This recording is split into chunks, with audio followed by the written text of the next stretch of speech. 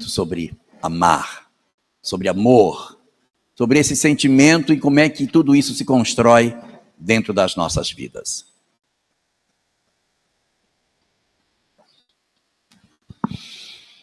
A doutrina espírita, ela nos oferece um roteiro extremamente bem construído de como se dá o processo de evolução de cada um de nós.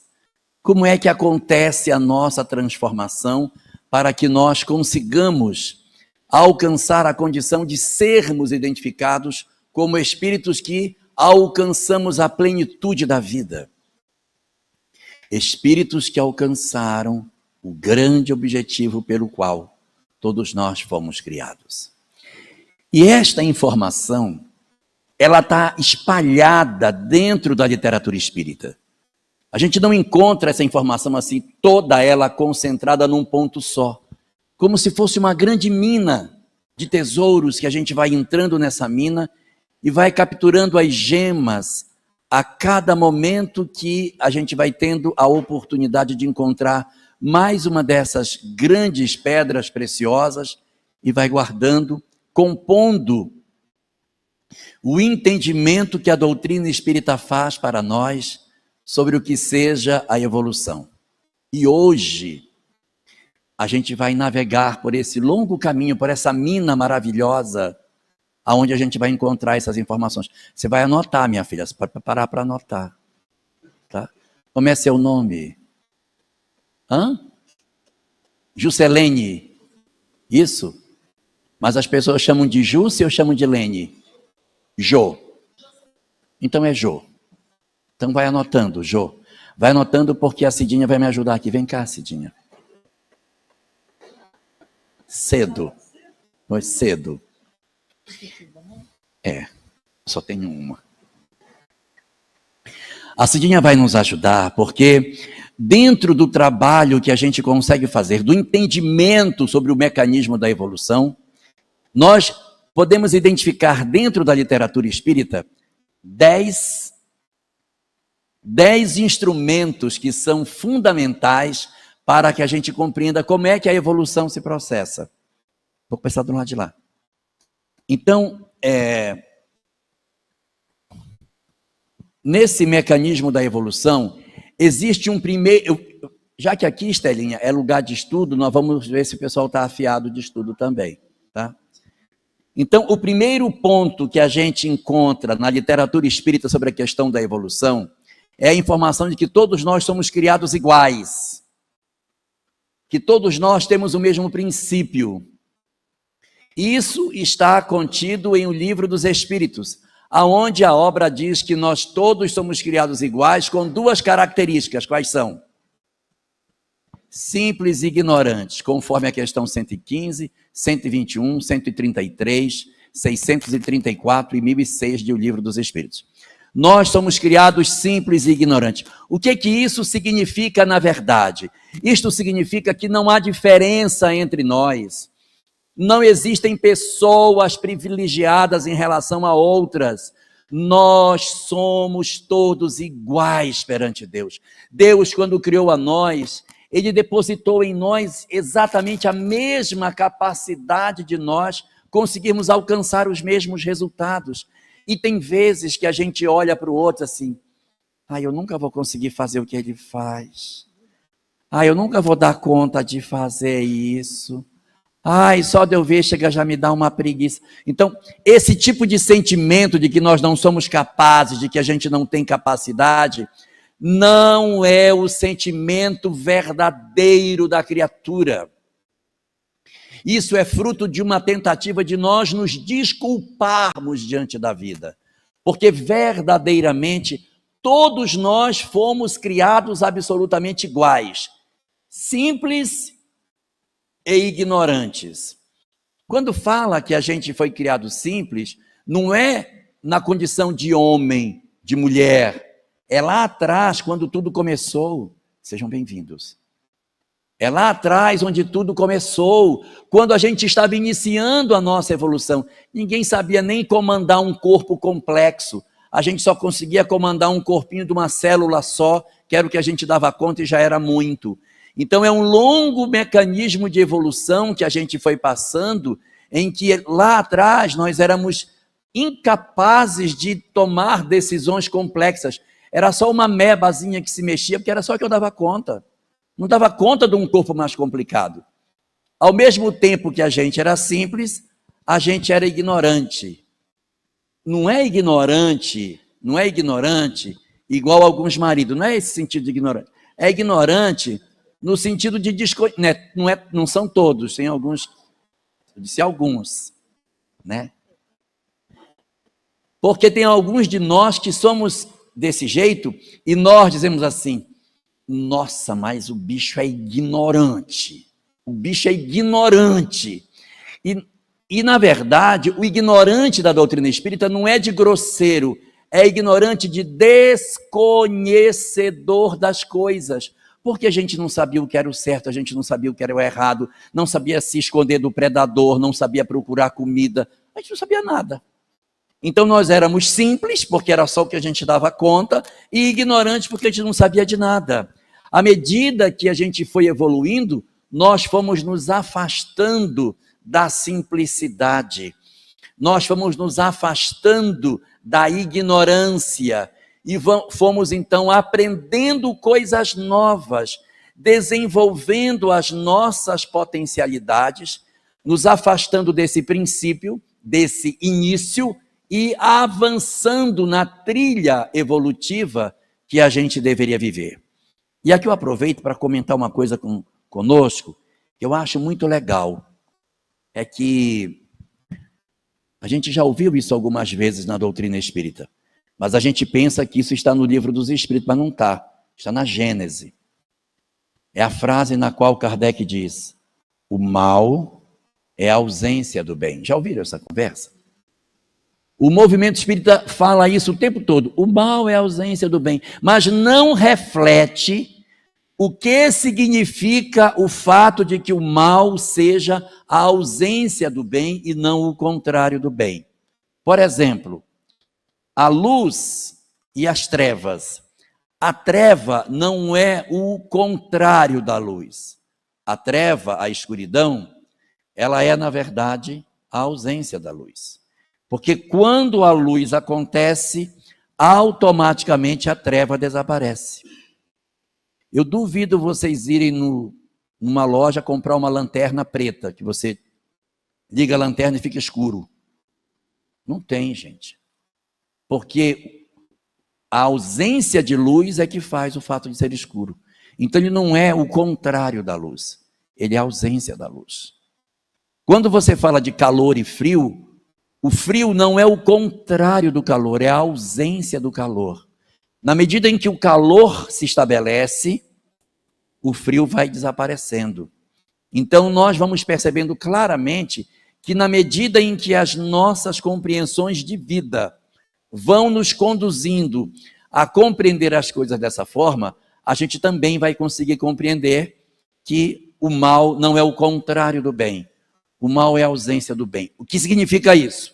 Significa que ninguém, Cleide, ninguém está cheio de ódio. Já viram as pessoas dizendo: nossa, fulano estava cheio. Não está cheio de ódio, ninguém fica cheio de ódio. A gente tem que dizer assim: fulano estava vazio de amor. É isso que ele estava. Porque o ódio ele não existe de verdade. O ódio é a ausência do amor, e aonde o amor não se estabelece, automaticamente se estabelece o ódio. Quando nós dizemos assim: fulano é ignorante, olha, mas o bicho é ignorante. Quando eu digo que a pessoa é ignorante, eu estou sendo certinho. Porque ele não é mau, ele ignora a lei. Está certo dizer, a gente não deve falar, mas está certo no sentido doutrinário, né? Que realmente é uma ignorância. Não é para dizer para a pessoa: não, você é muito ignorante, olha, é muito ignorante. Mas é no sentido de dizer assim: ele é assim porque ele ignora. Ele tem essa característica porque ele é ignorante. A ignorância da criatura humana faz com que ela tome determinados comportamentos. Eu estou confundindo vocês com o que eu estou falando? Não? Então vamos ver se eu confundo agora, olha só. Quando a gente fala sobre compaixão, nós estamos no número 1, né? Quando a gente fala de compaixão, no sentido cristão, o que é você ter compaixão de uma pessoa? Eu vi fulano e me deu compaixão dele. Eu olhei para ele e disse, ai, tadinho, gente. Coitadinho, como sofre. Ai, tadinho. Então, compaixão no sentido cristão é ter piedade, é ter pena, é se condoer da dor do outro, é olhar para o outro e dizer, coitado, gente. Coitado. Isso é para nós cristãos o entendimento de compaixão. Mas se você perguntar para um budista o que é compaixão, é uma coisa completamente diferente o conceito de compaixão búdico. A compaixão do Buda é um outro tipo de emoção. É a capacidade de eu olhar para o outro, ver que o outro não agiu como eu esperava que ele reagisse e dizer, ele age assim porque ele não sabe o que eu sei. É por isso que ele age dessa forma. Ele não tem o conhecimento espiritual. É por isso que ele age dessa forma. Ele só está fazendo isso porque ele pensa que é o certo. Ele é ignorante das coisas espirituais. Então, compaixão no sentido do Buda é ter misericórdia da incapacidade que o outro ainda tem de entender aquilo que é o certo a se fazer. Veja como é diferente da compaixão que a gente tem dentro do cristianismo. Porque a compaixão do cristianismo é ter pena do outro. Aqui não é pena, é entender que ele ainda não pode entregar aquilo que eu gostaria que ele entregasse. Você tem um filho e você gostaria que o seu filho acompanhasse você em tudo aquilo que você gostaria que ele fizesse, mas ele não lhe acompanha. E você diz, você tem que me acompanhar, e não consegue. Ou você diz assim, eu queria que o meu marido fosse um marido maravilhoso, que me acordasse de manhã tocando violino. Ou de repente, você dizia assim, eu queria tanto, Andréia, uma mulher que levasse o café na cama para mim. Eu queria tanto, né? Alguém que fizesse isso, ou aquele marido que quando a gente chega, vai jogando pétalas de rosa pelo caminho que a gente vai pisando, né? E o bichinho não faz. Mas por que ele não faz? Porque ele não entende que isso é importante de fazer.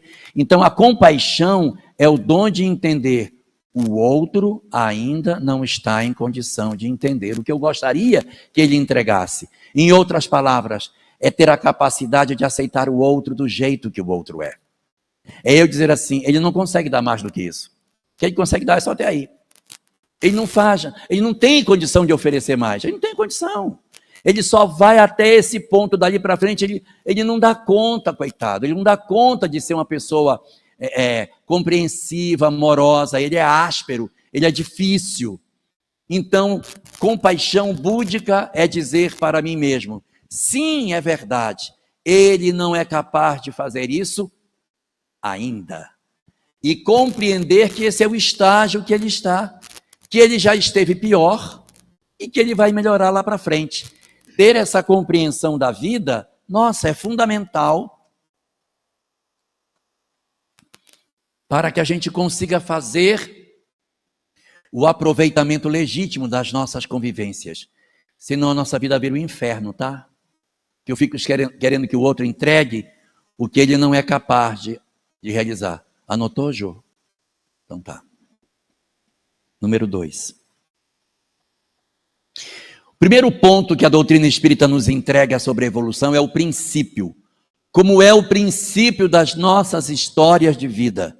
Vou quebrar, né?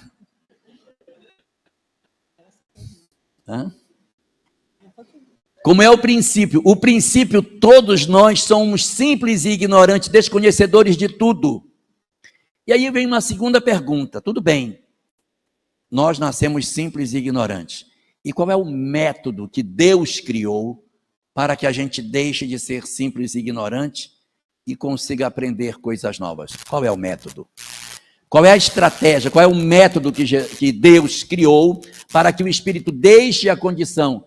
Esse aqui é simples e ignorante. Esse aqui já está mais evoluído. Qual é o método que o espírito tem para que ele desenvolva as suas potencialidades. Como é que ele desenvolve? Através do quê? Do autoconhecimento. Esquentou. Dor, pode ser. Inteligência, pode ser. Esquentou. Evangelho, quase. Esquentou. Meu Deus, está tudo quente e não ferve. Vamos lá. Oi? Trabalho no bem. Ixi. Reparem que a evolução não é só a evolução espiritual. É evolução em todos os sentidos. O animal aprender a caçar. Como é que o animal aprende a caçar? Como é que o animal aprende a se esconder do predador? Qual é o método do qual Deus se vale para que o espírito que é simples e ignorante avance na evolução e comece a se desenvolver? O que ele dá a ele?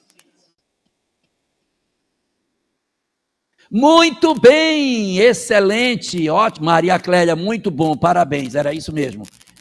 Experiência. O espírito precisa, anota, Jô, o espírito precisa experimentar para crescer. Não existe evolução sem experiência.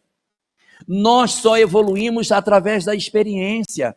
Eu tenho que experimentar, eu tenho que me desenvolver, eu tenho que experienciar. Porque quanto mais eu experimento, maior é a chance que eu tenho de aprender.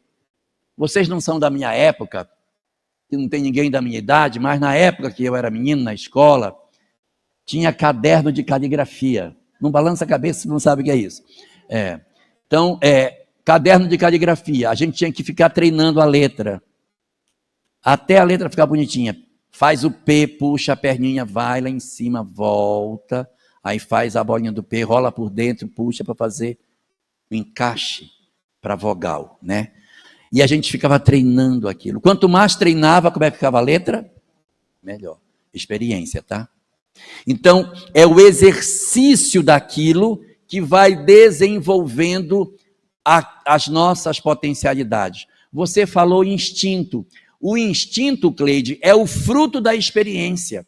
Para que o coelho aprenda a fugir do predador, quantas vezes ele foi comido? Até ele aprender que ele tem que fazer assim e jogar para cá para se livrar do predador. Quantas vezes o animal precisa repetir uma mesma experiência para que armazene nele o instinto que vai ficando todo armazenado em nós, numa parte do nosso cérebro? Márcia ali sabe muito bem, o cerebelo onde guarda... Não, Bruninha sabe melhor do que a Márcia ali. O cerebelo onde nós guardamos as funções instintivas da criatura.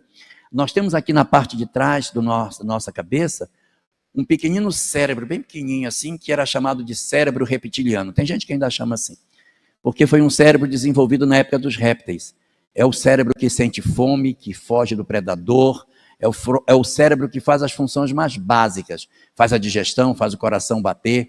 Isso tudo a gente desenvolveu nesse período. Não tem ninguém que fique aqui, vai, coração, bate, ok, parou, tá muito, diminui, aumenta. Ninguém fica pensando, mandando, vai, coração, bate, pulmão, respira, vai, isso, boa, pulmão, de novo. Ninguém faz. Porque o cerebelo, é verdade esse dia. O cerebelo é que comanda isso, o cerebelo vai comandando esse processo. Então eu preciso da experiência para me desenvolver. Se nós nascêssemos e imediatamente após a nossa reencarnação, a gente desencarnasse toda vez, não tinha como experimentar. Quanto mais o espírito experimenta, mais ele aprende, mais ele vive, mais ele tem chance de mudar, mais ele tem chance de aprender. E eu estou falando isso no animal, no vegetal, na condição hominal, todas as etapas do processo evolutivo. Quanto mais o princípio espiritual experiencia, mais ele aprende. Então nós, na verdade, aprendemos a partir da experiência. Alguns de nós aqui dissemos que a gente aprende pela dor. Não necessariamente pela dor. Às vezes a gente aprende pela dor, mas ela não é o instrumento legítimo da criação. O instrumento legítimo é a experiência. A dor é uma forma que também aparece quando a gente começa a sair do caminho, então vem o sofrimento, vem a dor, para nos conduzir de volta para o caminho correto. Existe uma questão em O Livro dos Espíritos, a questão 120. Na questão 120, Allan Kardec pergunta o seguinte aos espíritos: é necessário passar pela fieira do mal para chegar ao bem? Ou seja, eu preciso errar para descobrir que aquilo era errado, para que eu depois faça o certo? Eu preciso errar para depois fazer o certo? Não, porque se fosse assim a gente não evoluiria. Você tinha que fazer o errado para depois aprender que aquilo era errado para evoluir. Aí o sujeito desencarnava, aí vinha lá um espírito benfeitor ou malfeitor, sei lá, com uma prancheta na mão, muito bem, você matou sua mãe essa encarnação?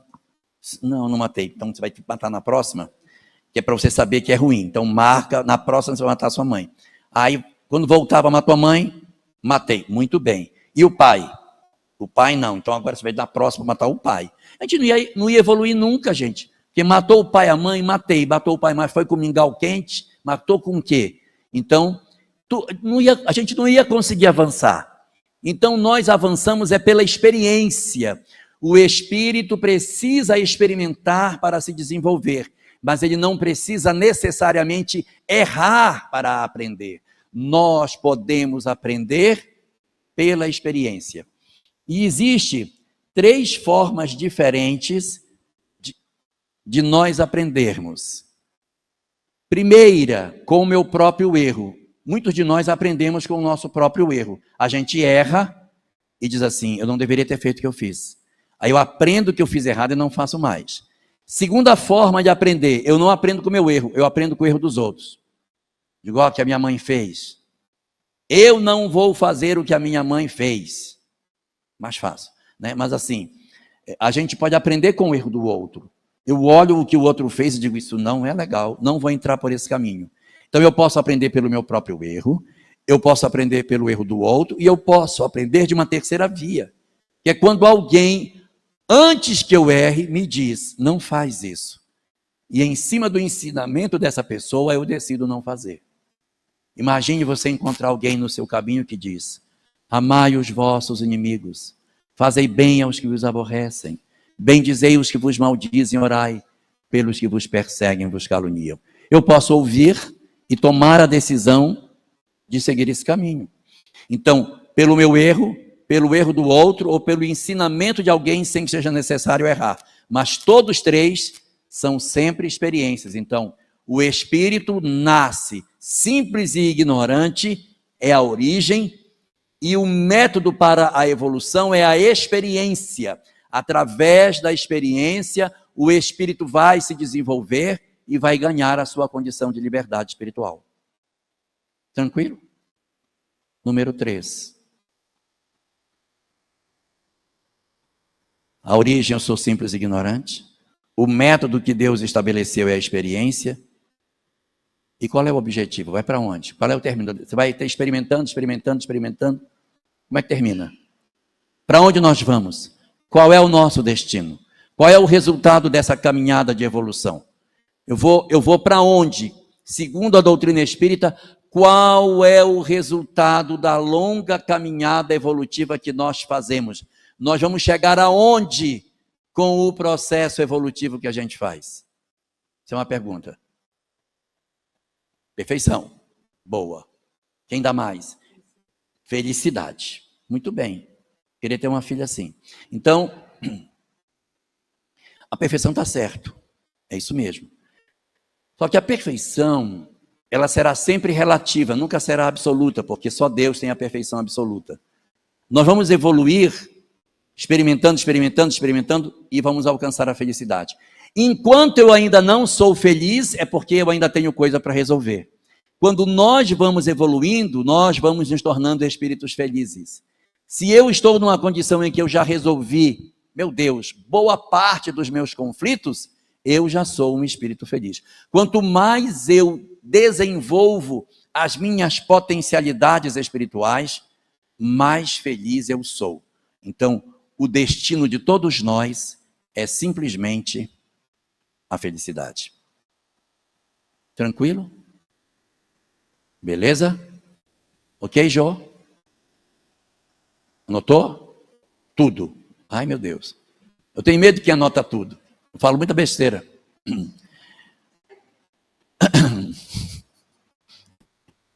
Eu fiz essa pergunta ontem lá em Catandu, vou fazer de novo essa pergunta aqui. Se Deus vai nos entregar a felicidade, por que não nos entrega agora a felicidade? Por que Deus, sabendo que nós seremos espíritos felizes, não é? Todo mundo vai ser espírito feliz, porque Ele não antecipa logo isso e nos dá logo felicidade agora? Se Deus é bom, Estela, por que Ele diz assim, não, felicidade só depois? Vai ralar, você fizer tudo certinho, aí eu vou e te dou felicidade. Por que Deus, que nos criou simples e ignorantes, que faz a gente evoluir pela experiência, para que cheguemos à felicidade, e Ele sabe que a gente vai chegar na felicidade, porque Ele não antecipa essa felicidade e já não nos faz felizes desde agora? Porque já que vai fazer amanhã, faz logo. Um vale. Adianta um pouco dessa felicidade. Por que Ele não faz isso? Por que Deus não nos entrega a felicidade antes? Não estamos prontos para receber.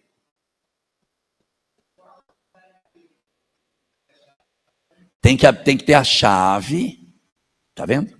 Vou trocar você por ele. Tem que ter a chave para abrir as portas da felicidade. Ter a chave. Ele está certíssimo. Você tem que ter a chave para abrir as portas da felicidade. Muito bem. Então, já que é assim, vamos para o quarto. Qual é a chave para acessar a felicidade? Conhecimento. Evolução espiritual. Quem dá mais? O amor, gente. Quem disse que é o amor? Muito bem. Parabéns. É o amor. Já dizia o Zezé de Camargo. É o amor. Por quê? O objetivo da experiência é desenvolver na criatura o amor. Porque a felicidade, gente, ela não é uma coisa que seja acompanhada para dizer assim, olha, esse aqui já melhorou, já pode ser um pouquinho mais feliz. Arruma a vida dele que ele já pode ser mais feliz. E tem um monte de gente tomando conta de nós, nos dando felicidade de acordo com o que a gente já pode fazer. Não, não é. Isso é um processo automático, Estela. É por isso que ele não antecipa. Porque a felicidade é o resultado da vivência do amor. O que abre as portas da felicidade é nós amarmos. Enquanto eu não amo, eu não tenho condição de ser feliz. Pelo amor de Deus, não existe condição de ser feliz alguém que não experimentou a felicidade. Falei errado. Não, experimentou o amor. Se eu não experimentei o amor, não existe possibilidade de eu ser feliz. Então, não existe no universo infinito um espírito que diga, gente, eu sou tão feliz, mas sou tão feliz porque, olha, eu tenho tanto ódio dentro de mim e esse ódio me realiza. Não realiza, não faz feliz. Em todo o universo infinito, não há um único espírito que odeie que seja feliz, porque a condição inarredável para acessar a felicidade, Paulo, é viver o amor. Não existe condição de sermos felizes se nós não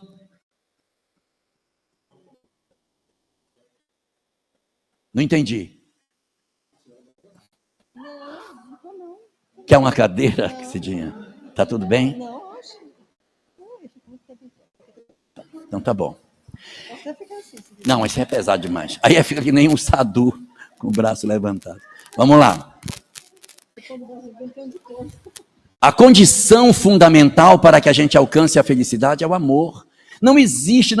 Então, essa história evolutiva que a gente tem aqui é para desenvolver o amor. Enquanto eu não desenvolvo o amor, não é feliz. Não existe, gente. Eu quero ser... eu estou tão feliz porque eu consegui me vingar do fulano. Não ficou feliz. Se enrolou com a lei de causa e efeito. Quando a gente odeia, guarda mágoa, tem raiva dos outros, nós automaticamente nos tornamos infelizes. A felicidade, que é o destino de todos nós, ela, ao ser alcançada, é porque nós amamos. Então, o amor é a chave que abre a porta para acessar a felicidade. E é um molho de chave enorme, não é uma chave só. Porque tem amor aos animais, tem amor à natureza, tem amor ao trabalho, amor aos pais, amor aos filhos. Tem uma chave bem pequenininha, amor à sogra, bem pequenininha assim. Tem também, tem que achar essa chave para abrir. Então são várias portas. Você vai abrindo as portas e vai acessando a felicidade. Quanto mais você vai encontrando essas chaves no caminho, mais portas você abre, mais felicidade você sente. Então é assim, nós somos criados simples e ignorantes, verdade. Evoluímos através da experiência, sim, para chegarmos à felicidade, correto. Mas nós só vamos chegar lá se a gente amar. Não tem jeito. Você pode inventar o que você quiser, não tem jeito. A única forma de nós encontrarmos a felicidade é vivendo o amor. É claro o que eu estou dizendo? Eu não estou tirando isso da minha cabeça. Está no Livro dos Espíritos. Questão 614 de O Livro dos Espíritos diz o seguinte: o que é a lei de Deus? A lei de Deus é a única verdadeira para a felicidade do homem.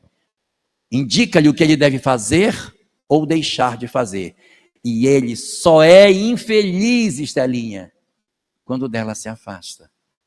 Então, quando a gente se afasta da lei de Deus, eu sou infeliz. Quando eu me aproximo da lei de Deus, eu sou feliz. Quando eu perdoo alguém, eu experimento felicidade. Quando eu guardo mágoa, guardo ódio, eu me afasto da felicidade.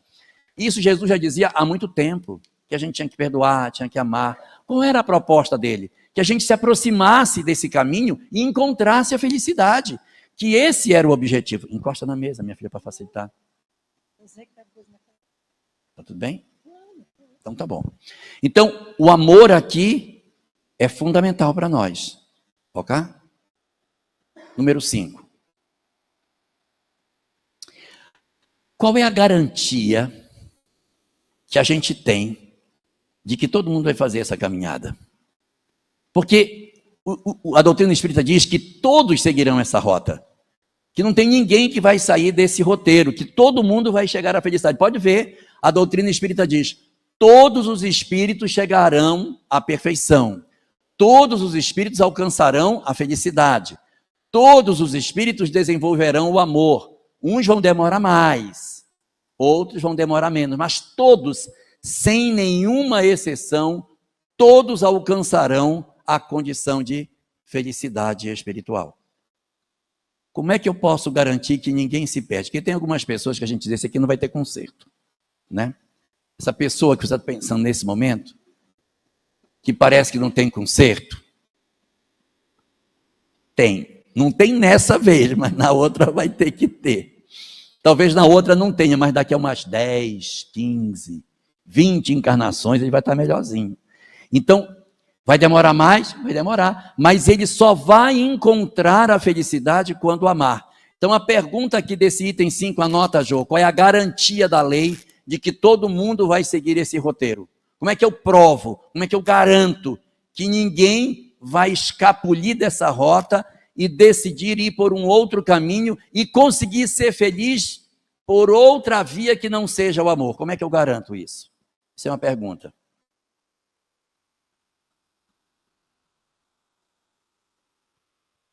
Um de cada vez, não me confundo, gente. Muito bem, Regina. Regina, certíssima. Perfeito. É porque, vou dar uma dica. Está na nossa consciência. Por que que a gente não vai escapar disso? O que está na consciência da criatura? A lei de Deus. Questão 621 de O Livro dos Espíritos. Onde está escrita a lei de Deus? Então não tem como escapar. Porque da mesma maneira que quando um autor espiritual, um autor de um quadro assina um quadro e deixa a sua assinatura no quadro, quando a Andréa faz uma música e ela assina a música, quando a Bárbara canta uma melodia e ela deixa lá a assinatura dela na melodia que ela fez, que é a autoria de quem fez aquela obra de arte, Deus, quando nos criou, também deixou a sua assinatura em nós.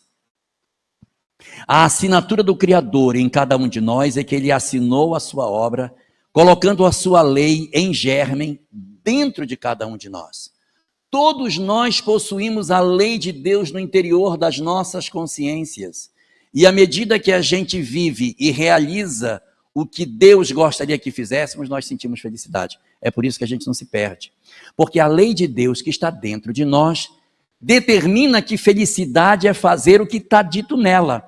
Então, nós experimentamos um estado de felicidade todas as vezes que nós experimentamos o amor. É por esta razão que nenhum de nós vai escapar ao único determinismo que existe na lei de Deus, qual seja, todos nós seremos espíritos felizes. Todo mundo vai evoluir, todo mundo vai ser espírito puro, todo mundo vai encontrar o amor, todo mundo vai ser espírito resolvido. Isso é maravilhoso. Isso não só é maravilhoso, como é profundamente consolador. Porque imagine você ter tido um filho e esse filho se suicidou. E agora você fica em casa pensando, o que vai ser do meu filho, meu Deus? O que vai acontecer com meu filho? Porque as religiões, de maneira geral, dizem que quem se suicidou está condenado. Várias doutrinas religiosas têm esse pensamento. Então, quando você se depara com a situação em que seu filho, adoecido por uma depressão, em função de um momento de reflexão, alguma coisa que aconteceu, ele tomou a decisão equivocada do suicídio, e você diz, pronto, meu filho está perdido para sempre, está acabado. Então a doutrina espírita vem e diz, olha, não existe isso. Os nossos filhos, por mais equivocados que eles sejam, eles são filhos de Deus em primeiro lugar. E Deus criou seus filhos para a felicidade. Quando um filho nosso faz um movimento equivocado e escorrega no mundo das drogas, escorrega no mundo do crime, no mundo da promiscuidade, ou de repente resvala nos equívocos do suicídio, de alguma vida profundamente cheia de decisões que não seriam as mais adequadas, isso não significa que ele está perdido. Existirá uma lei de causa e efeito que vai alcançá-lo, é verdade, mas esse espírito, à medida em que ele for tomando consciência da situação dele, ele vai se desembaraçando desta condição de sofrimento e vai estar apto para retomar a sua caminhada. Ele pode até sofrer algum tipo de atraso em relação a nós, mas lá na frente ele se junta ao grupo, a gente volta a tê-lo nos braços como filho, para reeducá-lo, para retomá-lo, para continuar a nossa história afetiva. Os vínculos do amor nunca mais se desfazem. Então os nossos filhos, mesmo equivocados, eles também encontrarão o caminho para a felicidade. Por quê? Porque todos nós trazemos a lei de Deus dentro de nós. E na medida em que essa lei está no interior dos nossos corações, quando eu, por algum motivo, percebo que eu estou fazendo algo que é errado, eu me sinto mal com o que eu estou fazendo. E quando eu faço o bem, eu vou encontrando a felicidade e vou identificando o meu proceder com aquilo que a vida me aponta. É tranquilo? Passar para o lado de lá, Cidinha. Jô, se você anotou, a nossa origem é simples e ignorante, o método é a experiência, o destino é a felicidade, a condição para alcançar a felicidade é o amor, e a garantia para que isso aconteça é o fato de que a lei de Deus está nas nossas consciências. Número 6. Tão magrinho, gente. Parece o dedinho do Joãozinho e Maria. Vamos lá.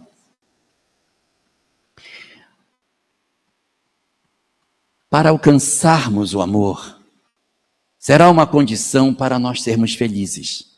E quando nós alcançarmos essa condição de felicidade, nós teremos deixado para trás a mágoa, o ressentimento, o ódio, a preguiça, o desamor, a indiferença, a brutalidade. Nós teremos vencido as nossas imperfeições para que eu consiga alcançar, porque eu estou hoje numa condição que é aqui, e estão falando que eu vou ser feliz quando estiver lá na frente. Como é que eu saio desta condição que eu tenho do lado de cá, que eu sou um espírito ainda imperfeito para que eu consiga chegar à perfeição. Tem algo que Deus nos concede, é um recurso que nunca acaba, é um recurso que não acaba, e que Deus nos concede o quanto a gente precisar dele. Uns vão precisar de mais, outros vão precisar de um pouco menos. Todo mundo vai usar deste recurso que não tem fim. E é este recurso que Deus tem à nossa disposição e vai fazer com que eu, que sou alma imperfeita hoje, alcance a condição de espírito resolvido no amanhã. Como se chama esse recurso? Vocês esquentaram. Gente, eu acho que eu só faço pergunta errada. Porque toda vez que eu pergunto, eu não ouço o que eu quero. Acho que a minha pergunta que é mal feita, né? Porque todo mundo responde de outro jeito. Acho que o problema está na pergunta, Cidinho. Vou perguntar de novo. É um recurso que não acaba. Não. É um recurso, é uma coisa que Deus vai nos disponibilizar. Uns vão usar menos desse recurso, outros vão usar. Muito bem, Regina. Regina acertou de novo. É o tempo, gente. Cada um de nós vai ter um tempo diferente. Eu acho engraçado as pessoas dizerem assim, para chegar à perfeição, quantas encarnações são? Vai depender. Mas tem gente que acha que são 12. Uma em cada signo do zodíaco. E a última é como escorpião, né, Cidinha? A última é porque nós somos escorpião. Então, e não é verdade. Não tem um número fixo para isso. Você vai precisar do tempo que você precisar. Se precisar de 20, 20. Se precisar de 30, 30. Se precisar de 50, 50. 200, 200. Olha, Deus não está com a menor pressa, gente. Ele não tem pressa, nem quem tem que ter pressa somos nós. Ele não tem pressa. O mecanismo da evolução, ele vai se dar de acordo com o ritmo de cada um.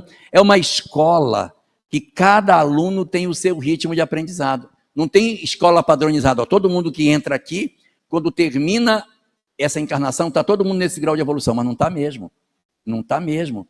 Cada um está num padrão espiritual diferente. Então, o tempo é o elemento que a doutrina espírita nos diz que não tem uma quantidade definida. De dizer assim, olha, Deus vai dar 1 milênio para você. Se você não se arrumar em 1 milênio, você está enrolado. Não, não existe. Não existe. E se a gente atrasar muito, não aprender, o planeta como um todo avançar e a gente não avançar, o que é que vai acontecer? Vai para outro planeta continuar a evolução. E isso não é castigo. Isso é uma condição natural da evolução. Kardec, quando trata desta questão, no capítulo 11 do livro A Gênese, ele nos apresenta, e tem 35, 36 e 37, que esse fenômeno, na verdade, não deve ser chamado de exílio. O termo que Kardec usa lá é migração, que é mais correto. O espírito não é exilado, o espírito migra. Ele está nesse planeta, não está dando para ele acompanhar mais, ele migra para o outro. Então não é castigo, é um fenômeno natural da evolução. Nós temos um grupo de espíritos, esses espíritos estão dentro de uma perspectiva de evolução, alguns estão evoluindo, outros não estão conseguindo fazer esse movimento evolutivo. Os que não estão conseguindo fazer esse movimento evolutivo, eles então dizem, você não vai poder ficar aqui. Você vai para um outro local para continuar a evolução com seus iguais, porque aqui o pessoal avançou. É igual na escola. Quando alguém se atrasa muito, aí ficou reprovado. Vai repetir o ano. Ninguém faz o aluno repetir o ano porque é castigo. Pois eu vou te dar um castigo, miserável, tu vai repetir esse ano. Não é. É porque é melhor para ele não está aprendendo. E não conseguiu aprender o conteúdo. Repete o ciclo. Faz novamente a mesma história. Dá-se a ele uma nova oportunidade que ele permaneça nesse ciclo. E aí, Cidinha, se ele repetir e despertar e acordar, aí ele faz a migração individual. Né? Vai migrar só ele, para cima de volta. Então nós temos, na dinâmica da evolução, uma coisa muito importante, que é o recurso que Deus destinou aos espíritos para o seu processo evolutivo. Como Deus é eterno, não teve princípio e não terá fim, ele não está preocupado com o tempo. Quem tem que ter preocupação com o tempo somos nós, porque ele já está na plenitude da perfeição. Nós é que temos que procurar a perfeição para sermos felizes. Ninguém vai procurar ser um espírito evoluído para fazer inveja para os outros. Eu queria tanto evoluir, Senhor. Eu quero chegar num local luminoso, ficar olhando para os outros, debochando. Espírito atrasado.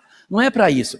A gente não evolui para debochar de quem ficou para trás, porque nós estamos atrás da felicidade. Eu quero experimentar a felicidade. Eu estou cansado de ser como sou. Eu preciso efetivamente de uma mudança na minha vida. Então eu quero mudar, eu quero ser feliz. Resultado, eu preciso sair da minha condição de ignorância para alcançar a perfeição, e o tempo é o grande recurso que o Senhor nos dá, sem nos cobrar por isso. Quanto mais demora, pior para quem demora. Pior para quem se atrasa. Não, estou com pressa, então vai ficar pior, vai sofrer mais. Quanto mais eu me esforço para melhorar, mais rápido se dá esse mecanismo da evolução. Tranquilo? Eu vou passar para o 7. Posso passar? Agora vocês podem se realizar. Tá bom? Qual é a estratégia da qual Deus se vale para que a gente aproveite melhor o tempo, facilitando o processo de transformação da criatura, oportunizando que os espíritos, de maneira mais efetiva, aproveitem o tempo e consigam fazer a sua mudança e alcancem a perfeição? Qual é a estratégia da lei da natureza para fazer os espíritos evoluírem? Não é possível. Reencarnação. Ai, até tomar uma água.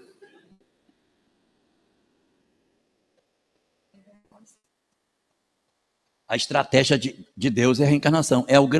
O método é a experiência, mas a estratégia é a reencarnação. Tem uma pergunta para fazer para vocês. São 3 perguntas. Pergunta número 1. Qual é a vida verdadeira? É a vida espiritual ou é a vida material? A vida espiritual. Muito bem. Parabéns, Stella. Tá legal. Pergunta número 2. É possível evoluir no mundo espiritual ou a gente só evolui no mundo material? É possível. Beleza. Então, se a vida verdadeira é a vida do outro lado, se eu posso evoluir do lado de lá, a minha terceira pergunta, então por que vem? Ora, se eu posso evoluir do outro lado, gente, eu posso evoluir, a vida verdadeira é a outra, não é essa. Se a vida verdadeira é a outra e eu posso evoluir lá, o que é que eu estou fazendo aqui, pelo amor de Deus? Enem. Oi?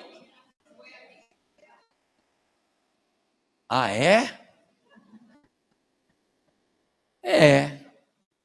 Eu errei aqui, mas eu podia me resolver lá, né? Por que que a gente vem? Porque as coisas só são assim porque Deus não me consultou. Porque se quando ele tivesse criado o universo, ele tivesse me consultado, eu diria, não encarna. A gente vai por aqui mesmo. Nós somos espírito mesmo. Olha, questão 738A de O Livro dos Espíritos. Questão 738A, você que gosta de número, André. 738A, que é uma pergunta que não tem nada a ver com isso, mas a resposta tem. Lá diz assim: o objeto da solicitude de Deus não são os homens. O objeto da solicitude de Deus são os espíritos, porque esses são os seus filhos. Então, se os filhos de Deus são os espíritos, não são os homens, que Deus não está nem aí para os homens, está sim para a preocupação com os espíritos. Ainda diz assim, os homens, os homens são meros uniformes que os filhos de Deus usam para se apresentarem no mundo material. Então Deus está preocupado com a felicidade dos espíritos. O espírito pode evoluir no mundo espiritual. A vida verdadeira e a vida do lado de lá. O que é que eu estou fazendo aqui? Por que que eu vim? Pelo amor de Deus.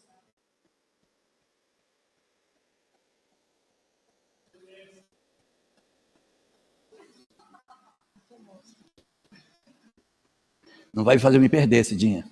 Às 7. Isso aqui deve dar uma cãibra miserável, hein? Nossa Senhora. Tem que fazer assim de vez em quando para ver se vai dar. Olha, tem alguma fisioterapeuta no local aqui, porque depois eu preciso de uma sessão para resolver o problema da Cidinha. Ó, a razão pela qual a gente vem é porque do lado de lá nós podemos nos iludir sobre quem somos. Do outro lado da vida, eu posso dizer assim, eu já perdoei a Cidinha. A gente teve no passado uma empresa, nós éramos sócios na empresa. A empresa deu errado, porque a Cidinha me roubou, levou todo o dinheiro da empresa, conseguiu um atestado de que eu era louco com uma psiquiatra, me internou num hospício, e no dia que foi me visitar, me levou um bolo envenenado, eu comi e morri. Mas eu já perdoei a Cidinha. Eu já perdoei. Ela ficou com todo o meu dinheiro, ela viajou para Paris com o meu dinheiro, ela ficou famosa, ninguém soube o que aconteceu. Mas eu já resolvi isso com ela, já conversei, já demos tanta gargalhada aqui. Disse para ela que o bolo dela estava horrível, já está tudo resolvido. Será verdade que eu consegui resolver o meu problema com a Cidinha? Do lado de lá da vida, eu posso me iludir. Por quê? Porque do lado de lá, eu estou de cara para a realidade espiritual, Maria Clélia. Eu estou de cara para o mundo espiritual. Eu não tenho como dizer assim, eu nem sabia que tinha vida espiritual. Eu nem sabia que tinha lei de causa e efeito. Eu nem sabia. Estou de cara. Então eu posso mentir. Eu posso mentir se dá. Está tudo resolvido. Nós já não temos mais problema nenhum, está tudo ótimo entre nós. E, na verdade, eu tenho sim um grave problema. Só tem um jeito de eu saber o que reside no fundo do meu coração. Investigando o raio-x do espírito, para que aquilo que está no fundo do coração dela e no fundo do meu coração brote. Então, é para isso que a gente reencarna. Para que eu, encarnado, experimente o esquecimento do passado e aquilo que verdadeiramente existe dentro de nós aflore. Então a Cidinha também disse que ela jamais faria isso de novo, que ela já aprendeu, que ela não podia fazer comigo e tal. Então Deus nos fez nascer como irmãos, nascemos irmãos na encarnação, e não demorou muito, nascemos numa família rica, e houve um acidente, nossos pais faleceram, ficamos só nós dois. Na hora da herança, ela me passou a perna de novo e levou todo o dinheiro. Então, veja. Só que ela não conseguiu porque eu matei ela. Entendeu? Então, veja que a gente diz que perdoou e não perdoou. Diz que mudou e não mudou. Então, a reencarnação é para trazer para fora o que está dentro de mim e que eu acho que está resolvido. Tem certeza que você evoluiu? Tem. Passa para o lado de cá. Vem pagar boleto. Vem para cá. Sabe? Vem pegar ônibus. Vem levar menino na escola todo dia. Vem ter perturbação do trânsito. Vem. Vem experimentar a vida familiar para saber se realmente você hoje está bem. Eu fico lendo André Luiz escrevendo aquelas coisas. Vem para cá, meu filho. Vamos ver do lado de cá como é que você se sai. Porque às vezes a gente do lado de lá está bem resolvido. Olha, vamos amar o próximo. Aproveita. Eu até escreveria. Aproveita a oportunidade da encarnação. Vem para cá. Vem experimentar o outro lado. Então é só do lado de cá. Quando o espírito encarna, que você tem condição de saber se ele realmente venceu ou não. No primeiro capítulo da obra Renúncia, quando nós temos o diálogo da figura de Astênio com Alcione, ele diz para ela, muito cuidado, que você vai reencarnar. E a vida na Terra tem muitos, muitos perigos. E você pode tropeçar. Ela não tropeça. Ela não tropeça. Mas poderia ter tropeçado. naquela noite de Natal. Lembra? Quando ela encontra com Carlos na noite de Natal, que ele dá uma flor para ela, ele ainda era padre.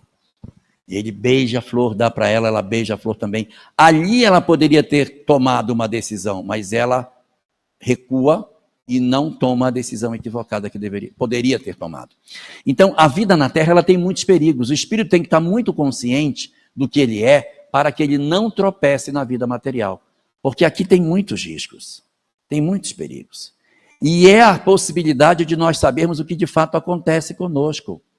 A gente precisa da reencarnação para saber quem nós somos. É por isso que dizem que muitos espíritos têm medo de reencarnar. Por que medo de reencarnar? Porque é muito perigoso.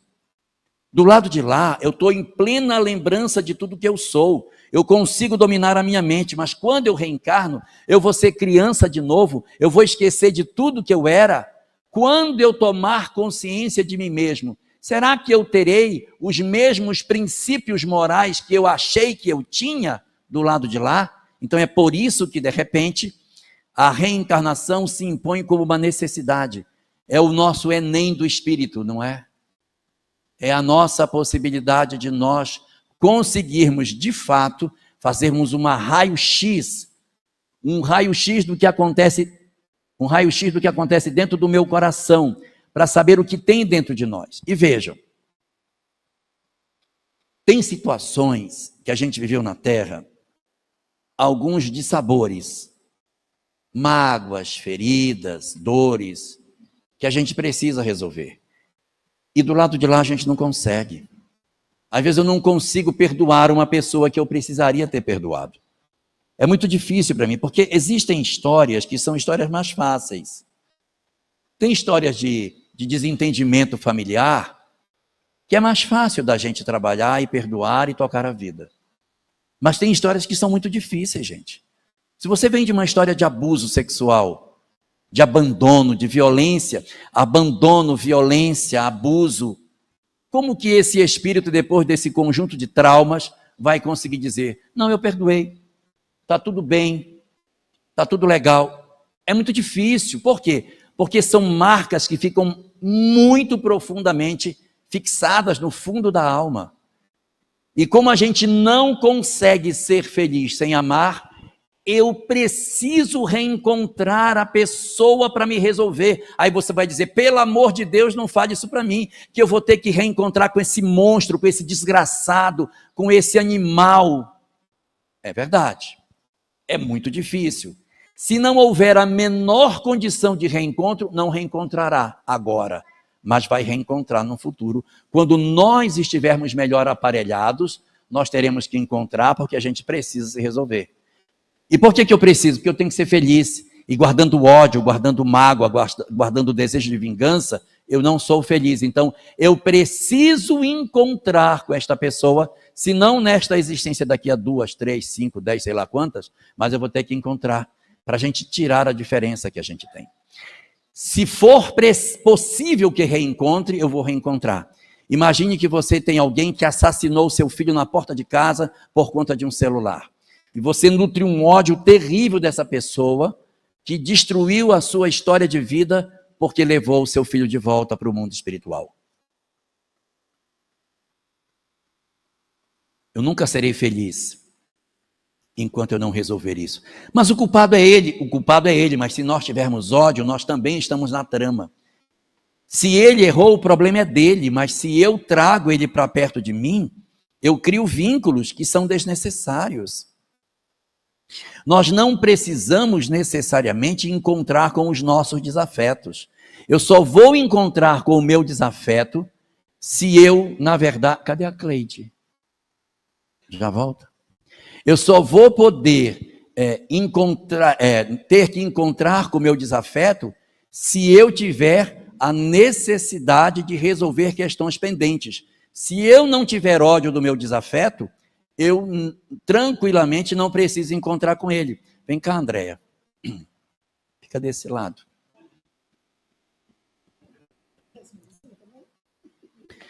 Eu preciso de 6 dedos. Tanto faz. A gente precisa se resolver com as pessoas. Pode descansar. Não, pode descansar. A gente precisa se resolver com as pessoas. Nós precisamos resolver as nossas pendências. Senão a gente não é feliz, não existe possibilidade de ser feliz se nós não fizermos esse movimento. Então, muitas vezes, nós guardamos ódio, eu guardo o ódio dele, eu vou guardar ódio por toda a minha vida, eu nunca vou perdoar o que ele me fez, eu odeio com todas as forças do meu coração, o que ele me fez, não tem perdão. Tudo bem, a gente entende, mas é preciso que a gente entenda a lei espiritual. É compreensível que você diga, o que você fez comigo não tem perdão, você desgraçou a minha vida, você destruiu a minha vida, eu sou infeliz por sua culpa, você desgraçou tudo, eu odeio você, eu vou odiar você pelo resto da minha vida, eu nunca vou lhe dar perdão. Dá para entender que a gente diga isso, porque existem histórias que são realmente muito difíceis. Mas quando eu entendo o mecanismo da lei espiritual, eu vou descobrir que perdão não tira a responsabilidade do outro sobre o que aconteceu. Descansa um pouquinho, minha filha. Tá, vai descansar. Aqui são só 6, isso. Eu, na verdade, preciso perdoar as pessoas. Por quê? Porque o perdão não tem o poder de tirar a culpa de dentro do outro. A grande razão pela qual a gente não dá perdão à pessoa é porque a gente diz assim, ele não merece. Mas você merece. Você merece uma vida nova. Tudo bem, ele errou, a lei vai se encarregar dele. Nós temos muito aquela ideia de que se eu perdoar, eu lavei a culpa do outro que me fez mal. Não é essa a leitura que a doutrina espírita faz sobre perdão. Segundo a doutrina espírita, quando alguém faz alguma coisa, não existe débito entre pessoas. Quando A machuca B, a gente não deve um para o outro. Ninguém deve para ninguém. Se nós devemos, é para a lei e para nós mesmos. Eu, quando faço algo de errado para alguém, eu tenho débito com a lei. Eu devo para a lei, eu devo para mim mesmo, mas eu não devo para o outro. E por que eu reencontro com o outro? Porque o outro fica com raiva de mim. E como ele fica com raiva de mim, junta a tampa e a panela e a gente se encontra. Existe a conexão. Se aquele que foi agredido perdoa, ele sai do circuito, ele se desconecta, e aquele que é o agressor vai encontrar outras pessoas para se resolver. Mas não necessariamente a pessoa que foi agredida. Eu confundi vocês? Regina, foi confuso o que eu falei? Tá tranquilo? Se eu faço mal a outra pessoa, e esta pessoa a quem eu prejudiquei me perdoa, ela não precisa encontrar comigo. Mas eu que estou perturbado, eu preciso me resolver. Eu vou me resolver, sei lá com quem, com uma outra pessoa, com ela não precisa mais. Porque ela está fora do meu padrão. Mas se ela cultiva ódio, mágoa, raiva, ressentimento, a chance dela encontrar comigo é grande. Por quê? Porque nós ficamos na mesma sintonia espiritual. Isso é muito importante para que a gente entenda a necessidade do perdão. Porque o perdão que a gente não quer dar é como se a gente dissesse, não vou dar para ele porque eu não vou ser besta, ele me fez um monte de maldade, eu ainda vou igual uma besta, tá bom, tá perdoado. Se eu faço isso, até parece que eu estou concordando. Não, eu quero é me retirar do processo. Eu perdoo para me retirar. Perdoar não significa voltar com a pessoa. Pode até voltar se quiser, mas pode dizer, você está perdoado, mas eu vou seguir minha vida e segue a sua. Mas no meu coração não tem, me libertei. Não, tudo bem, você fez, eu te entendo, não quero mal a você, não tenho raiva de você, mas vida que segue. Você segue sua vida, eu sigo a minha, mas eu não tenho nenhum interesse de prejudicar você. Parêntese. Chamei você e não usei, né? Parêntese. No livro Ressurreição e Vida tem um conto, é o último conto da obra. Conta a história de uma moça que foi muito prejudicada por um rapaz. A história é longa, olha metade do livro. No final da história, que é muito comprida, o rapaz reencontra com a moça.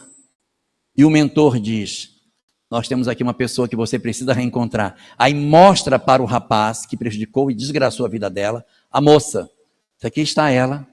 Aí vira para ela e diz assim, o que é que você tem para dizer para ele? Ou seja, perdoa, né? Aí ela se vira para o mentor e diz, eu não desejo nenhum mal a ele. Por tudo que ele me fez, eu não desejo nenhum mal. Mas eu não tenho ainda a condição de perdoá-lo. Você vai me lamentar, mas eu não consigo.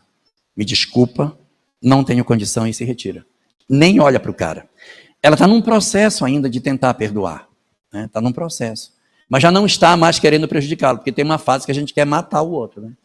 Então ela, na verdade, está num mecanismo de melhoria. Então, perdoar não significa obrigatoriamente ter que... Então, tudo bem, você fez o que fez, eu vou te perdoar, volta o casamento. De repente não dá para voltar. Mas eu perdoo no sentido, segue tua vida, não vou desejar mal a você.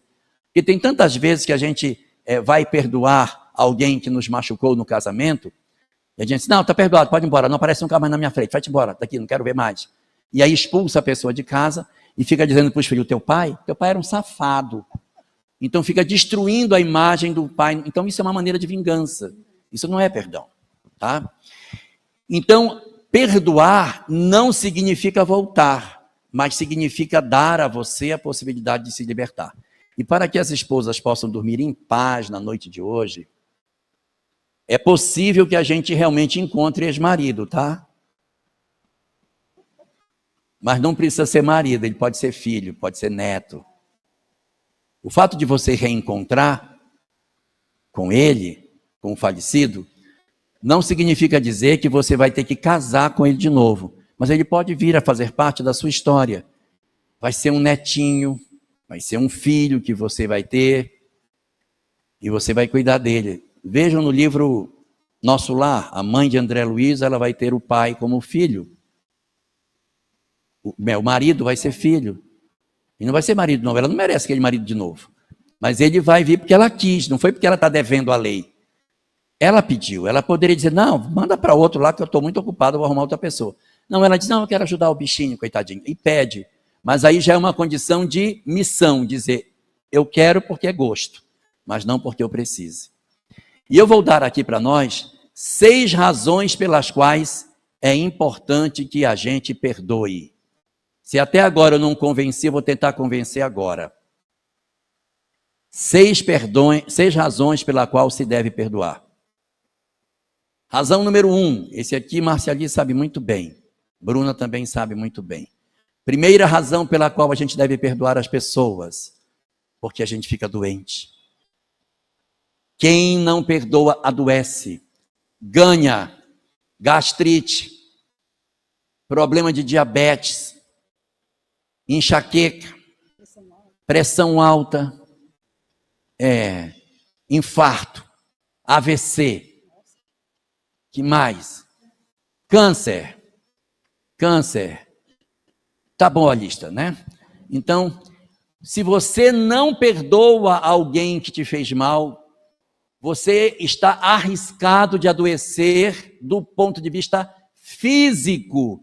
O seu organismo não foi programado para odiar.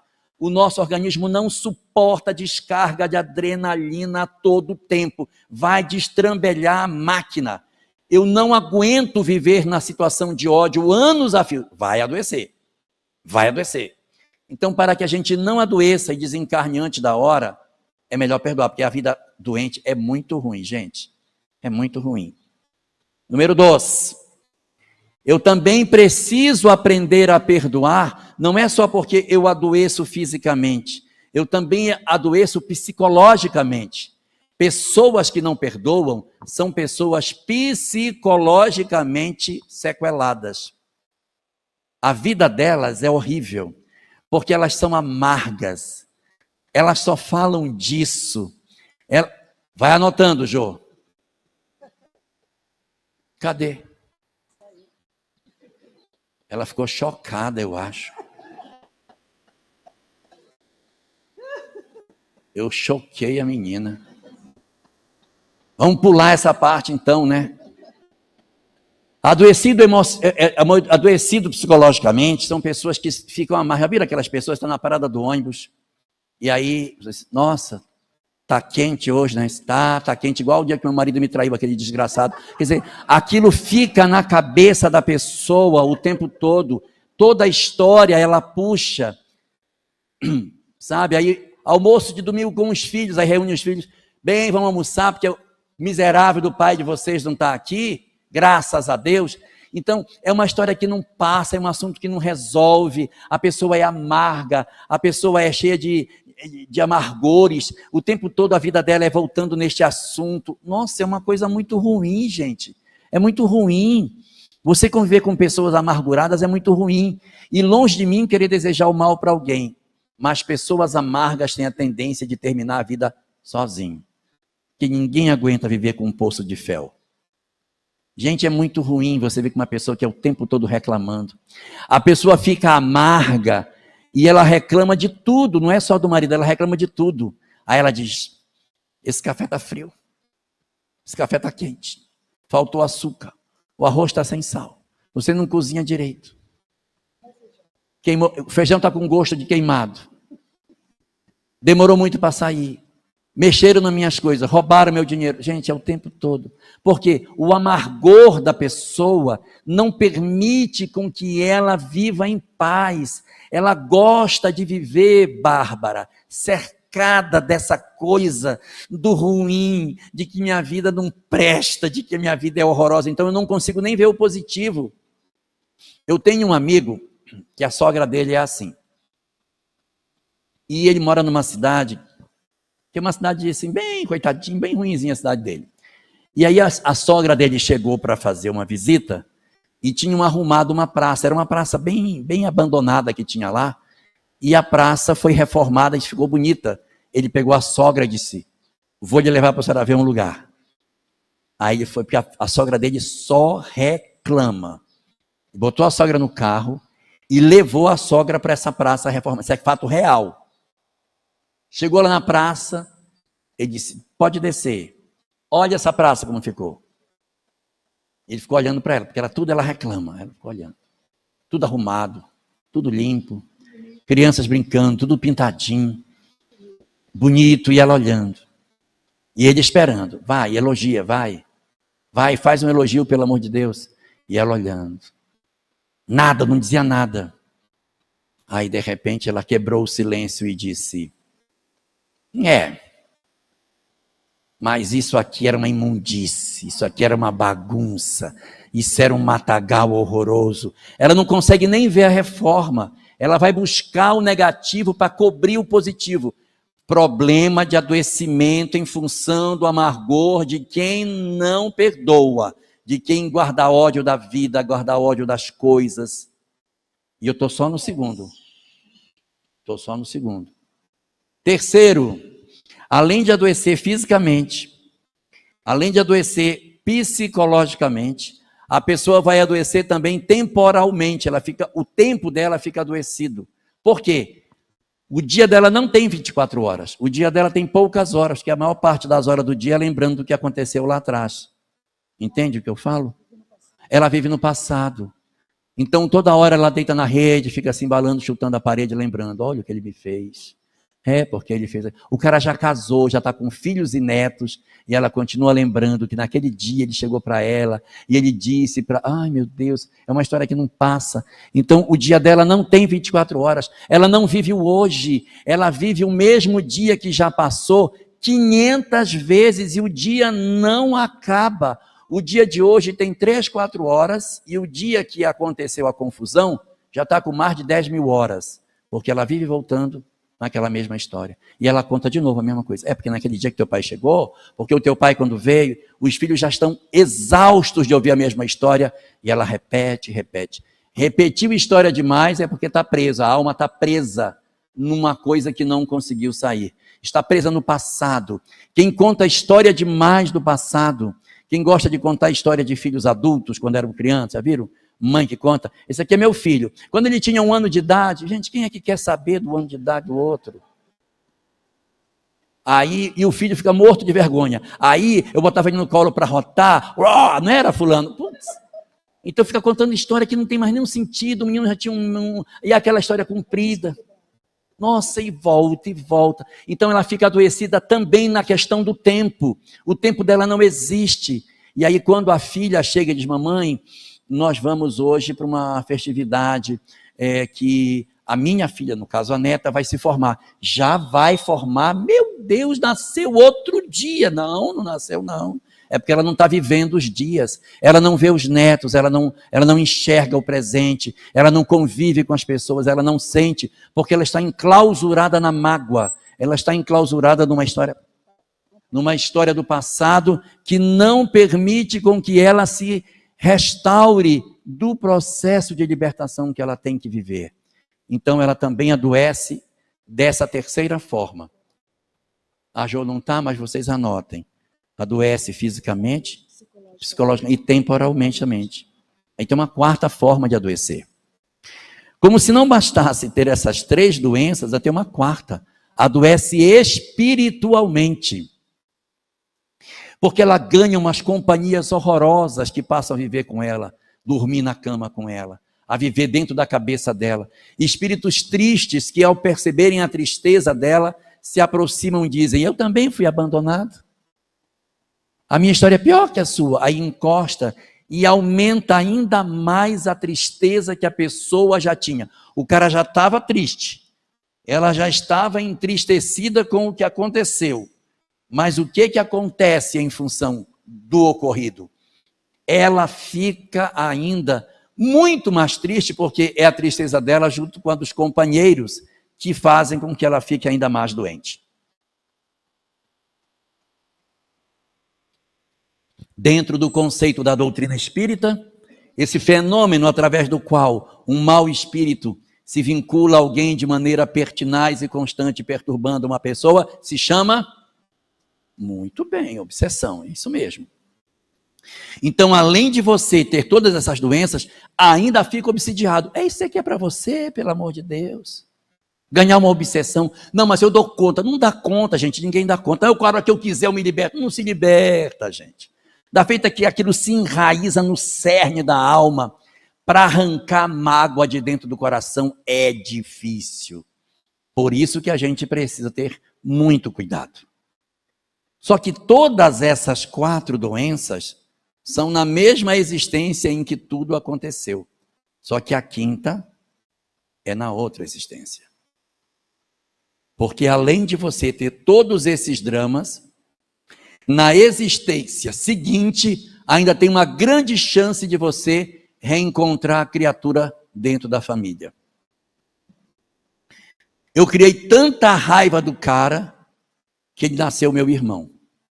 A gente às vezes briga com as pessoas e diz assim para ela, eu nunca vou perdoar o que você me fez, você é a desgraça da minha vida. E Deus está assistindo aquela conversa. Só que Deus não fala português. Deus fala uma outra língua. A língua que Deus fala é a língua da lei de causa e efeito. Quando você está dizendo isso para a pessoa, Deus está ouvindo. Eu preciso de mais que você renasça comigo na mesma família. Eu quero você, meu irmão, na próxima. É isso que eles anota aí que esses estão precisando ir junto na próxima existência. Então a gente vai definindo os nossos laços de família em função dos afetos e dos desafetos que a gente vai criando durante as nossas existências. Então, a quinta consequência que existe é você ter, na verdade, como resultado desse processo de ódio, de mágoa, de ressentimento, uma possibilidade de que esta pessoa que lhe fez tanto mal renasça dentro da sua família. Então, é assim. Você vai ter seu grupo familiar e no seu grupo familiar vai ter uma pessoa que é seu inimigo. É muito ruim, gente. Você ter dentro de casa um inimigo é desesperador, porque é uma pessoa que te desequilibra, que te diminui, que te engana, que conspira contra a sua felicidade. É muito difícil. E a proposta da doutrina espírita é que a gente resolva isso. Se eu der a mesma moeda, eu vou marcar novo encontro para a próxima. Quanto mais devolve, mais encontro vai marcando. Tem que ter a coragem de fazer a mudança de comportamento para que não reencontre mais. Então, a quinta das consequências é você ter alguém dentro do seu ambiente doméstico que seja alguém que seja o seu inimigo do passado. Estou confundindo vocês? Não? Eram 5 que eu falei? 5, né? Aí eu falei 6? Ah, então tem mais uma. Peraí, deixa eu ver se eu lembro. Passa pra cá. São 6? Então tem mais um. Vamos lá. Físico, psicológico, temporal, espiritual e o desafeto dentro da família. Tem mais um. O que é que pode ser pior do que um desafeto dentro da família? Não é para dizer 2, que não vale. O que é pior do que você ter na sua família um espírito que é um desafeto do passado? O que pode ser pior? Não vale contar. O que é pior do que você ter um desafeto na sua família? É você ser o desafeto da família dele. Por que que sempre é o meu inimigo que tem que se desgrudar da família dele para nascer na nossa? Por que não posso eu ser o estranho no ninho, indo nascer na família onde todo mundo se gosta e eu sou rejeitado no ambiente familiar? A minha mãe não gosta de mim, meu pai não gosta de mim, meus irmãos não gostam de mim. E aquele que não gosta de mim, esse não gosta mesmo, porque ele é meu desafeto. E eu vivo numa família totalmente estranha. Longe de mim querer ameaçar quem quer que seja. Mas eu acho bom a gente perdoar. 6 razões, se a gente não, com essas 6 razões não acreditar que a gente precisa perdoar, nós estamos bem enrolados, tá? Então a doutrina espírita levanta o véu e nos mostra. Eu lembrei de um refrão. Na canção do amor não se pode negar que enquanto houver mágoa ninguém vai amar. Perdoar é tão difícil, pois exige sacrifício. É preciso entender que não basta dizer, o melhor é se renovar. Na canção do amor não se pode negar que enquanto houver mágoa ninguém vai amar. A capela, tá? Se eu fosse querer fazer isso, meu Deus do céu. Cadê você, Cidinha? Descansou? Hã? Os sinais, as mulheres dos sinais não vai entrar para sair, né? Somos nós. Vamos lá, 7. Nós estávamos no 7? Eu nem lembro mais quem era. Quem era o 7, pelo amor de Deus? Reencarnação. A estratégia para a evolução. Mas eu vou dizer para vocês uma coisa de verdade. Não adianta nada nós termos a experiência, nós termos como destino a felicidade, nós sabermos que é o amor que abre as portas dela, nós termos a lei de Deus dentro de nós, Deus nos dá todo o tempo do mundo e ter a reencarnação, se eu não souber o que fazer com ela. Porque isso a gente já fez. Nós já tivemos muitas encarnações em que a gente entrou na encarnação e saiu sem fazer mudança nenhuma, gente. Nós aproveitamos muito mal a encarnação. Nós aproveitamos muito mal. A gente muitas vezes encarna e desencarna e não muda em quase nada. Não aproveita a encarnação. Vem para cá, mata um monte de galinha, um monte de pato, porco, boi, mata os bichos, come e no final não aproveita. Os bichos morreram tudo em vão. Porque a gente não faz mudança nenhuma, ocupa o tempo de Deus em vão, porque não faz mudança, não se transforma, não aproveita, passa de encarnação por encarnação como se estivéssemos dormindo, sem um aproveitamento efetivo das oportunidades que a vida nos dá. O Buda, quando falava sobre esse aspecto, ele dizia... essa está gelada? Mais ou menos.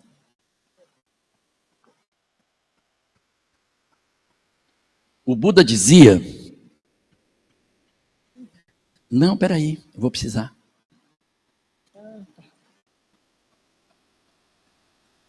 O Buda dizia que a gente não sabe aproveitar a encarnação, que é como se nós vivêssemos presos dentro de um círculo. A gente não sai desse círculo. Encarna, desencarna, batendo nessas paredes e parece que não evolui nada. Fica batendo aqui dentro. Ele chamava esse círculo de mandala. Então ele dizia o seguinte: os espíritos muitas vezes ficam batendo nas portas dessa mandala aqui, das bordas dela, e não sai. Odeia, tem mágoa, se vinga, depois se lasca, aí depois se vinga de novo, aí desencarna, reencarna, tem ódio do vizinho, mata o vizinho, desencarna, volta, mata o outro vizinho, volta, mata a mulher, desencarna, volta a reencarnar. E vive nessa história, encarnações a fio, sem quebrar essa mandala. Dizia ele que o grande objetivo da vida era nós descobrirmos um buraco que tem nessa mandala. A mandala da evolução, ela tem uma fenda. E nós temos que descobrir a fenda da mandala. A mandala tem um buraquinho, só que a gente não acha esse buraco. A gente fica se batendo nessas bordas da mandala e não sai dela. A gente vive a encarnação e não aproveita a encarnação, sempre se batendo nas mesmas coisas. Até que eu descubra que na mandala existe um buraco. Pequeno, é verdade. Existe um buraquinho bem pequenininho, que é uma fenda na mandala, uma abertura dentro dela para que a gente se liberte e viva uma nova história. É claro que eu falo? Nós temos que descobrir essa abertura para que a gente saia por esse buraquinho e se liberte. É como se nessa mandala existisse uma coisa bem pequenininha que a gente tem que descobrir. Como se fosse uma espécie de porta. Uma porta estreita. Então o Cristo dizia: eu sou a porta. O Cristo é a porta da mandala, porque ele é a abertura para um novo paradigma de vida.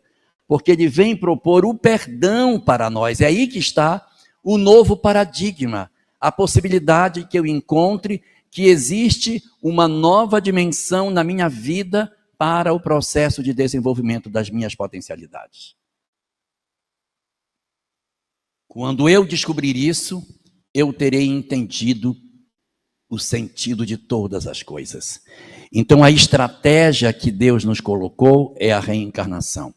Mas existe um oitavo ponto. O oitavo ponto, a Jo não voltou mesmo. Traumatizou. O oitavo ponto do nosso roteiro de crescimento espiritual é nós termos realmente uma bússola, um roteiro para a nossa evolução. Senão a encarnação vai passar despercebida. Eu encarno, desencarno, não aproveito quase nada, encarna de novo, não aproveita, vai de novo, vem de novo, odeia, tem mágoa. Eu preciso de um roteiro para a felicidade.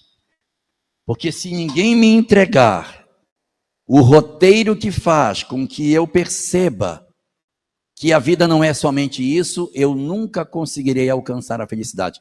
Deus pode dar o tempo que der, as encarnações que der, se eu não tiver o mapa do tesouro, eu não consigo sair de onde eu estou.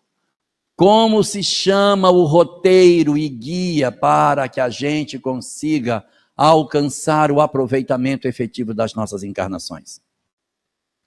O Evangelho Jesus. Gente, é por isso que o Evangelho é tão importante. Experimente viver tudo isso sem o roteiro do Evangelho. Não vai dar em nada. Não aproveita nada. Vive a vida na terra e não aproveita nada. Só faz bobagem. Então é por isso que o Evangelho, ele é tão importante nesse nosso processo de transformação espiritual. É aí que está o ponto fundamental para o aproveitamento das nossas experiências. A mensagem de Jesus para que a gente descubra o roteiro, o mapa para o tesouro. Senão a gente vai andar em círculos. Por isso nós somos muito bem-aventurados por já termos chegado a esse momento em que a gente sabe qual é o roteiro, Cleide, que a gente precisa seguir para que a gente alcance essa condição de felicidade espiritual. Nono, existe na lei de causa e efeito um instrumento que também está na evolução, que diz respeito a como é que eu sei se nós estamos aproveitando ou não as experiências. Se eu estou usando os conhecimentos do bem para nortear a minha vida. A medida para saber se eu estou andando bem está nesse 9º elemento. Ele é a medida da minha evolução. Quanto maior ele é, mais liberto eu estou. Quanto menor ele se torna, mais restrito eu me encontro nesse momento. É um instrumento que, se eu souber usar bem o meu poder de decisão, ele vai crescendo cada vez mais. Se eu não souber usá-lo de maneira correta, ele vai retraindo, vai atrofiando, vai ficando bem pequenininho. O que é esse instrumento que a gente tem na evolução, que cresce e diminui de acordo com o que eu faço? Diga, livre-arbítrio. O livre-arbítrio. Olha, eu não sei se vocês sabem, mas quanto mais a gente sabe intelectualmente, mais o livre-arbítrio cresce. Se você chegar com um espírito recém-saído da pré-história e disser, faz uma bomba atômica para mim, ele não consegue fazer. Então, eu não consigo nem fazer o mal. O espírito, quando ele tem pouco conhecimento intelectual, ele não consegue sequer fazer, até o mal que ele faz é pequeno, porque ele não tem condição de agir. Ele tem pouco livre-arbítrio. Quanto mais ele conhece, mais o livre-arbítrio dele vai ampliando para os dois lados, tanto para fazer o certo como para fazer o errado. Quanto mais conhecimento intelectual, ele me dá a possibilidade de fazer tanto o certo como o errado. Ele não escolhe o lado. Agora, o conhecimento moral é que permite que eu use o meu livre-arbítrio de maneira correta. Quando eu uso o meu livre-arbítrio de maneira errada, no sentido do mal, o meu livre-arbítrio, embora eu tenha, eu não posso usar.